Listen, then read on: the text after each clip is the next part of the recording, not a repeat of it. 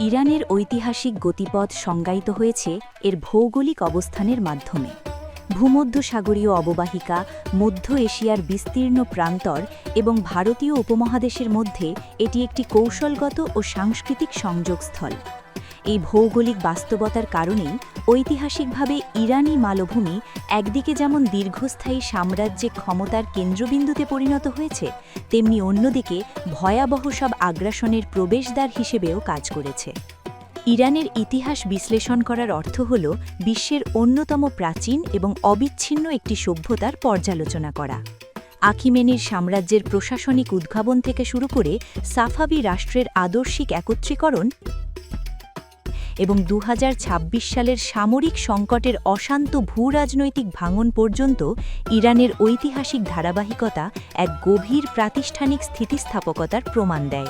এই প্রামাণ্যচিত্রটি প্রাচীনকাল থেকে সমসাময়িক যুগ পর্যন্ত ইরানের আর্থ-সামাজিক, রাজনৈতিক ও সাংস্কৃতিক বিবর্তনের একটি সুনির্দিষ্ট বিশ্লেষণ প্রদান করবে।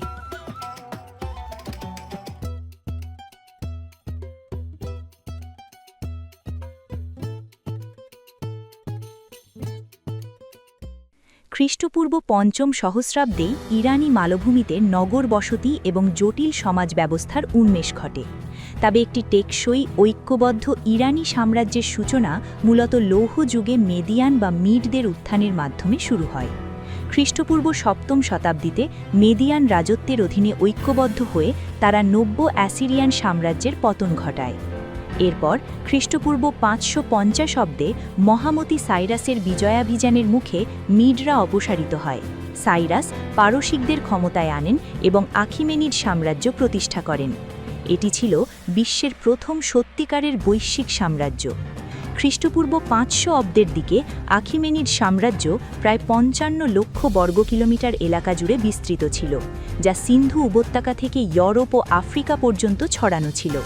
তারা স্যাট্রাপি বা প্রাদেশিক গভর্নর ব্যবস্থা, রয়্যাল রোড এবং মানসম্মত মুদ্রা ব্যবস্থার মাধ্যমে এক বিশাল অর্থনৈতিক একীকরণ সাধন করে। তবে গ্রিক নগররাষ্ট্রগুলোর সাথে তাদের সংঘাত অনিবার্য হয়ে ওঠে। ম্যারাথনের যুদ্ধ এবং এথেন্স দখলের মতো রক্তক্ষয়ী সংঘাতের পর শেষ পর্যন্ত ম্যাসিডোনিয়ান রাজা আলেকজান্ডার দ্য গ্রেট খ্রিস্টপূর্ব ৩৩০ অব্দে সমগ্র আখিমেনিড সাম্রাজ্য জয় করেন। এই হেলেনিস্টিক বা গ্রিক আধিপত্য ছিল ক্ষণস্থায়ী। পরবর্তীতে পার্থিয়ান এবং সাসানীয় সাম্রাজ্য ইরানি মালভূমিতে ক্ষমতা পুনরুদ্ধার করে। বিশেষ করে সাসানীয়রা একটি অত্যন্ত কেন্দ্রীভূত এবং জরাথুস্ট্রবাদী রাষ্ট্র গঠন করে, যা খ্রিস্টাব্দ ৬৫১ সালে আরব বিজয়ের আগ পর্যন্ত রোমান ও বাইজেন্টাইনদের শক্ত প্রতিদ্বন্দ্বী হিসেবে টিকেছিল।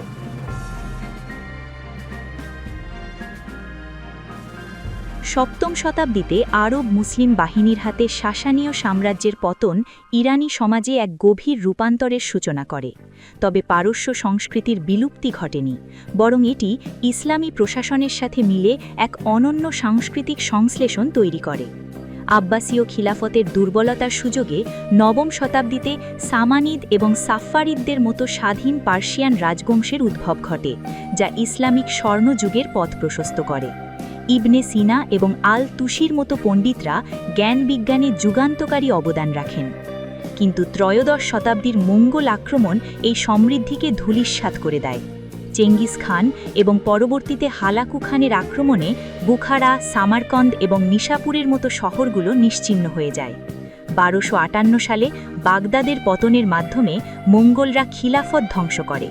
লাখ লাখ মানুষের মৃত্যু এবং শহরগুলোর ধ্বংসস্তূপের মধ্য দিয়ে ইরানে এক ভয়াবহ জনমিতিক বিপর্যয় নেমে আসে, যা ক্ষমতার কেন্দ্রবিন্দুকে চিরতরে বদলে দেয়।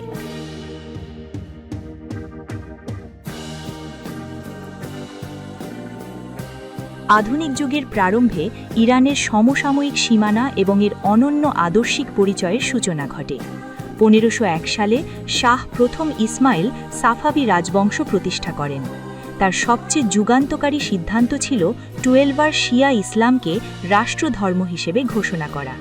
এটি সুন্নি অটোমান বা উসমানীয় সাম্রাজ্যের আগ্রাসন থেকে নিজেদের আলাদা করার জন্য একটি কৌশলগত ভূ-রাজনৈতিক পদক্ষেপ। এই ধর্মীয় ও রাজনৈতিক পরিচয়ের মিশ্রণ ইরানকে একটি অনন্য রাষ্ট্র হিসেবে রূপ দেয়।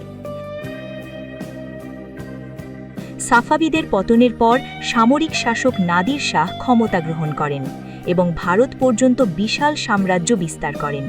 কিন্তু তার মৃত্যুর পর দেশ গৃহযুদ্ধে নিপতিত হয় এবং ১৭৮৯ সালে কাজার রাজবংশ ক্ষমতা দখল করে। কাজার যুগটি ছিল ইউরোপীয় সাম্রাজ্যবাদের সাথে ইরানের অসম লড়াইয়ের সাক্ষী। ঊনবিংশ শতাব্দীতে রাশিয়ার সাথে যুদ্ধে পরাজিত হয়ে ইরান দাজেস্তান, জর্জিয়া এবং আজারবাইজানের বিশাল অংশ হারাতে বাধ্য হয়। এই চুক্তিগুলো এবং পরবর্তীতে ব্রিটিশ আধিপত্য ইরানের জাতীয় সার্বভৌমত্বকে মারাত্মকভাবে ক্ষুণ্ণ করে, যা ইরানিদের মনে গভীর সাম্রাজ্যবাদ বিরোধী ক্ষোভের জন্ম দেয়। এর প্রতিক্রিয়ায় ১৯০৬ সালে ইসলামী বিশ্বের প্রথম সাংবিধানিক বিপ্লব ঘটে। ১৯২১ সালে এক সামরিক অভ্যুত্থানের মাধ্যমে রেজা খান ক্ষমতা দখল করেন এবং রেজা শাহ পাহলভি হিসেবে আধুনিকীকরণ শুরু করেন। তিনি ধর্মনিরপেক্ষতা এবং সামরিকীকরণের মাধ্যমে রাষ্ট্রকে কেন্দ্রীভূত করেন। তার ছেলে মোহাম্মদ রেজা শাহের আমলে একটি ঐতিহাসিক ঘটনা ঘটে যা ইরানের ভাগ্য চিরতরে বদলে দেয়। ১৯৫১ সালে জাতীয়তাবাদী প্রধানমন্ত্রী মোহাম্মদ মোসাদ্দেক ব্রিটিশ তেল কোম্পানি জাতীয়করণ করেন। এর প্রতিক্রিয়ায় ১৯৫৩ সালে মার্কিন সিআইএ এবং ব্রিটিশ MI6-এর মদদে একটি গোপন অভ্যুত্থানের মাধ্যমে মোসাদ্দেককে উৎখাত করা হয়। এই ঘটনা ইরানি মনস্তত্ত্বে পশ্চিমা বিরোধী গভীর ভীতি গেঁথে দেয়। শাহ ক্ষমতা সুসংহত করে শ্বেত বিপ্লব নামে আধুনিকীকরণ কর্মসূচি শুরু করেন, কিন্তু সাভাক বা গোপন পুলিশের নির্মম দমনপীড়ন, ব্যাপক দুর্নীতি এবং পশ্চিমা তোষণ নীতি সমাজের সর্বস্তরে ক্ষোভের আগুন জ্বালিয়ে দেয়।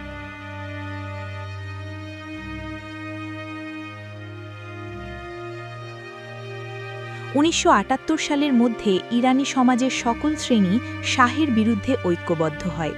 গণ আন্দোলনের মুখে ১৯৭৯ সালের জানুয়ারিতে শাহ দেশ ছাড়তে বাধ্য হন। আয়াতুল্লাহ রুহুল্লাহ খোমেনির নেতৃত্বে ইসলামী প্রজাতন্ত্র ইরান প্রতিষ্ঠিত হয়। মার্কিন দূতাবাস দখলের মাধ্যমে জিম্মি সংকট শুরু হয়, যা যুক্তরাষ্ট্র ইরান সম্পর্ককে চিরতরে ছিন্ন করে দেয়।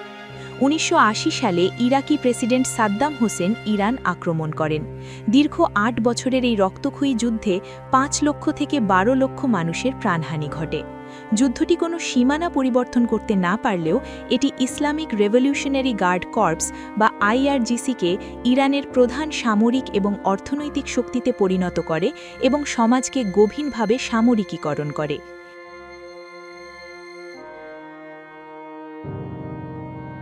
পরবর্তী দশকগুলিতে অভ্যন্তরীণ রাজনৈতিক দ্বন্দ্ব চরমে পৌঁছায়। সংস্কারপন্থী এবং কট্টরপন্থীদের মধ্যে ক্ষমতার পালাবদলের পরও অর্থনৈতিক মুক্তি আসেনি।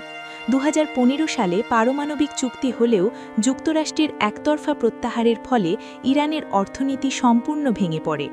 এই হতাশা ও নিপীড়নের চূড়ান্ত প্রকাশ ঘটে ২০২২ সালে নীতি পুলিশের হেফাজতে ২২ বছর বয়সী কুর্দি তরুণী মাহসা জিনা আমিনির মৃত্যু নারী জীবন স্বাধীনতা বা ওমেন লাইফ ফ্রিডম আন্দোলনের জন্ম দেয়।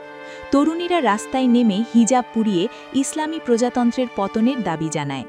রাষ্ট্রের নির্মম দমনপীড়নে শত শত মানুষ নিহত হলেও এই আন্দোলন শাসন ব্যবস্থার আদর্শিক বৈধতাকে চিরতরে ধূলিসাৎ করে দেয়।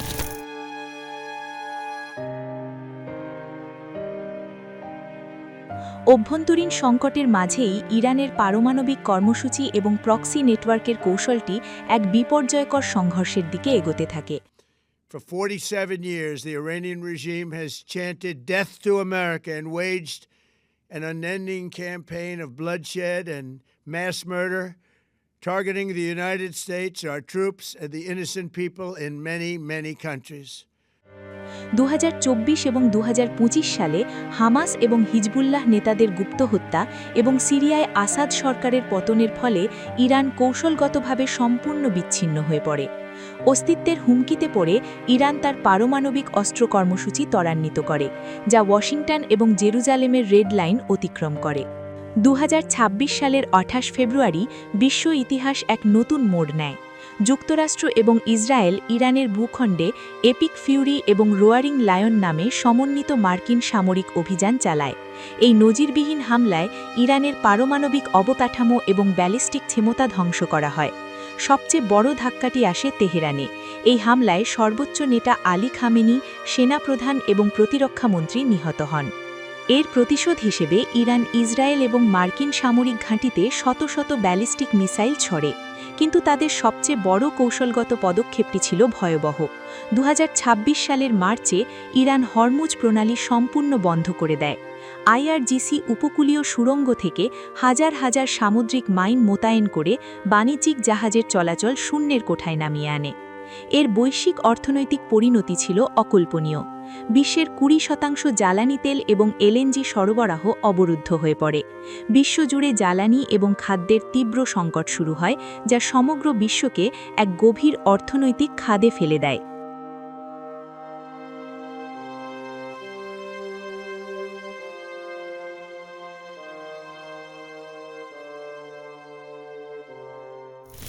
A short time ago, the United States military began major combat operations in Iran. Our objective is to defend the American people by eliminating imminent threats from the Iranian regime, a vicious group of very hard, terrible people.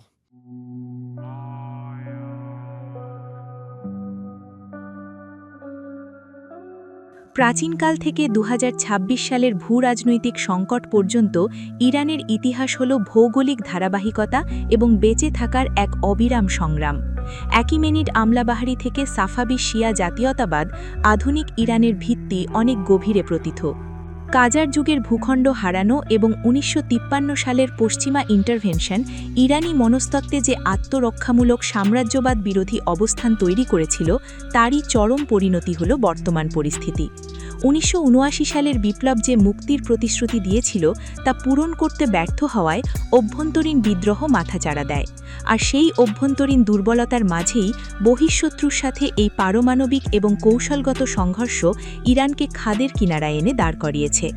নেতৃত্বহীনতা, অর্থনীতি ধ্বংস এবং Hormuz প্রণালীর বৈশ্বিক অবরোধের মধ্য দিয়ে Iran আজ মঙ্গল আক্রমণের পর তার ইতিহাসের সবচেয়ে কঠিন পরীক্ষার সম্মুখীন।